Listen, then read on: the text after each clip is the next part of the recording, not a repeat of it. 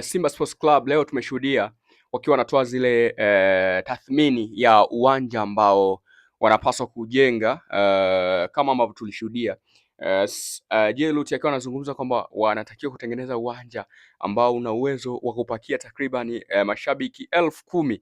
Hii imezua taharuki kidogo na kicheko kwa mashabiki wa Young Africans na Yanga kwa ujumla, kwa sababu wao wanasema kwamba kuiga kwa tembo ndivyo.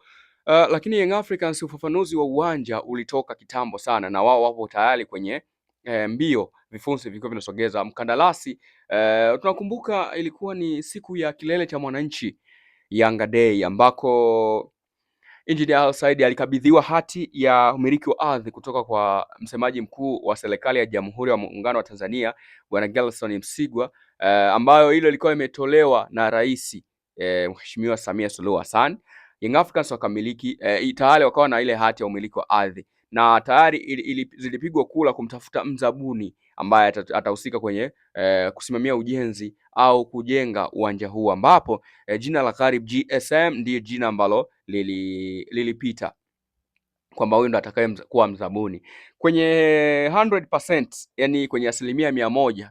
Mimi na imani kabisa 75% uwanja unakamilika, kwa sababu mtu ambaye wamemkabidhi yani uwezo au wamemkabidhi hiyo kandarasi ni mtu ambaye tayari amewaletea mafanikio ndani ya klabu. Ukiangalia Young Africans kabla ya kuja kwa Karib GSM kama msimamizi au mwekezaji pale Young Africans na Engineer Hersi, timu ilikuwa ya 84 kwenye ubora wa ranki za CAF. Leo timu iko nafasi ya 8. Unaona ni how far imetoka. Imetoka umbali kiasi gani kutoka 84 mpaka nafasi ya 8. Ina maana hapo unakuja kuona kabisa kuna nafasi 76 imezivuka kutoka juu, yani kutoka chini kule nafasi 76 imeruka shwa mpaka kufika nafasi 4. Ni kwa misimu minne in series. Kwa hiyo ni maendeleo au mafanikio makubwa. Ndio maana Young Africans kipindi ambacho walikuwa wanapitia magumu, kuna wakati viongozi wao walikuwa wanawaambia kwamba jamani, wakati huu ni wakati ambao sisi kama viongozi hatuna uwezo wa kumpata mchezaji wa level kama za Clatous Chama Chama, hatuna uwezo wa kumpata mchezaji kama Emmanuel Arnold Okwi, hatuna uwezo wa kumpata mchezaji kama Luis Jose Miquissone kwa kipindi kile ambacho Simba alikuwa anatawala soka la ndani.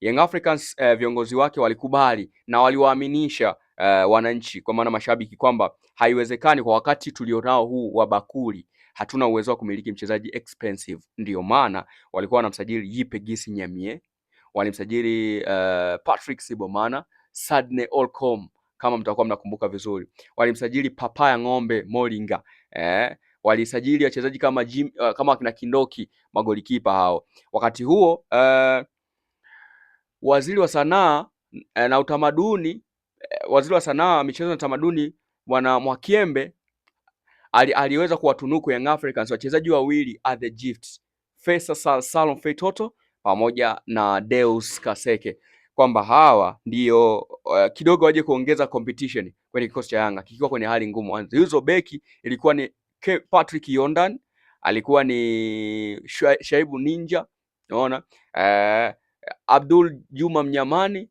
na kuna ile pia alikuwepo Ali Sonso, marehemu rest in peace, alifariki. Lakini pia dimba la kati tulimshuhudia Balama Mapinduzi, tukamshuhudia Mo Banka, ambapo mbele ndo hivyo tunashuhudia wakawa na wachezaji wa kutisha sana. Akaja kipindi hicho akina Makambo. Young Africans wakimaliza kucheza mechi wamefungwa, wanaambiwa jamani, this is a transitional periods, hichi ni kipindi cha mpito, tuvumilie. Bakuli inatengwa, watu wanachanga hela, wanaondoka, na viongozi waliwaambia kwamba tupo tunatafuta wawekezaji. Kipindi hicho Manji tayari alishapigwa bani, ameshaachia timu, uwezo tena hana, lakini alikuwa anakuja kama mwanachama kutoa hamasa kwa wachezaji, hasa katika mechi kubwa za muhimu sana, hasa zile za dabi. Ndio Young Africans walikuwa wanaingia kwenye kikao, yani badala ya kufanya maandalizi wanakaa kwenye kikao wazungumze kwamba tunapaswa tushinde hii mechi kurudisha imani. Tunajua kweli tuna timu mbovu, lakini we have to turn our hope for the fun. Umeona?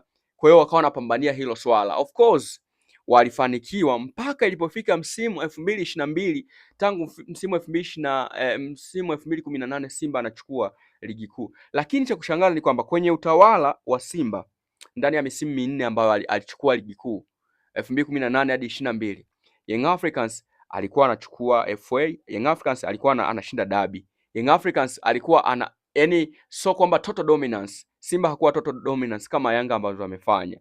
Ilipofika msimu 2022, Young Africans inapata udhamini kutoka kwa Karib GSM, inapata kiongozi Engineer Said Al-Fatah Haji, Walter Harrison, inafanya transformation, Haji Manara anaingia, inatengeneza video analytic na wachambuzi ndani ya timu kina Alwatan pamoja na kuna Plevadinho wanaingia.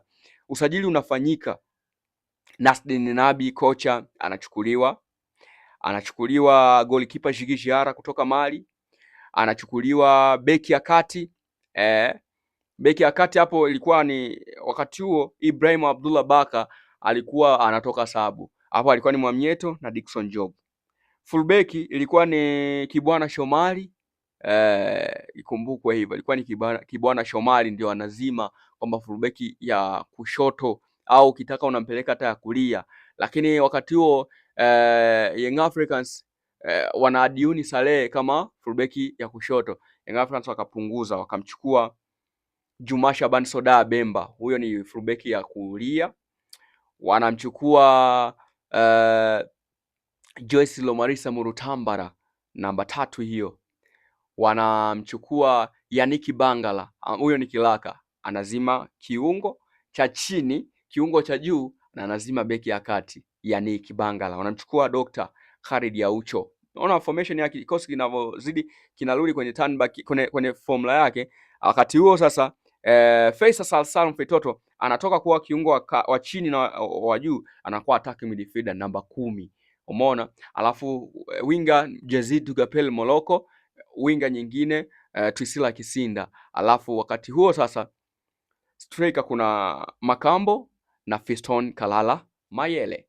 Timu ikawa complete na imeenda msimu huo inachukua ubingwa FA, inachukua Mapinduzi, ilichukua mataji mengi sana, takriban mataji yote. Alafu msimu unaofuata Young Africans wanamtambulisha Stefan Aziz, na Aziz Ki alitambulisha disha dogo.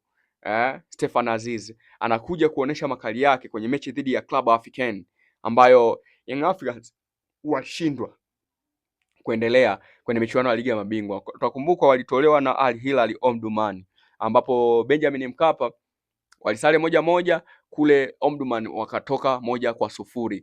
Young Africans wanaondoka. Enzi hizo kulikuwa na sheria, ukitoka mabingwa unaenda shirikisho. Young Africans wanaenda kule preliminary stage, wanakutana na Club African ambayo walicheza Benjamin Mkapa, wakatoka 0-0. Tunisia dakika 76. Nakumbuka transformation, mchezo unapigwa dakika za mwishoni. Stefan Aziz kwanza alivyoingia watu wakasema aligeuza jezi jezi namba 10 huku ikaja inaonekana hapa, so kesi mwamba akaingia. Nakumbuka inapigwa tu, Stefan Aziz alihamisha mpira kutoka eneo la kulia anaupeleka kushoto ambako alikuwepo Faridi Musa Malki akapiga back pass kwa Sure Boy alinyosha tu ule mpira kwa Fiston Mayele hakuwa na haraka na ule mpira kwa sababu tayari kwenye ile D alikuwepo Aziz Ki. Mayele alirudisha ule mpira kwa kichwa. Aziz ni fundi sana kwenye mipira ali bounce, ni fundi sana, yani unapozungumzia mafundi wali bounce wamewahi kutokea kwenye ligi kuu hii, ukiachana na Luis Jose Mixon, basi Stefan Aziz ni mwingine kwenye rebounds mipira hiyo aliwaliza Club African. Ndipo Young Africans inatoka hapo inaenda makundi, inashinda paka final dhidi ya USM Alger. Kwa hiyo nilikuwa najaribu kukukumbusha kwamba hiyo ni mikono ya Karib GSM ndio ilifanya hivyo. Kwa hiyo mimi nadhani Young Africans anaenda kunufaika na uwanja unaenda kukamilika, kwa sababu gradual process the Young Africans zilivyokuwa tumeshuhudia wote, na mambo yatakuwa vizuri.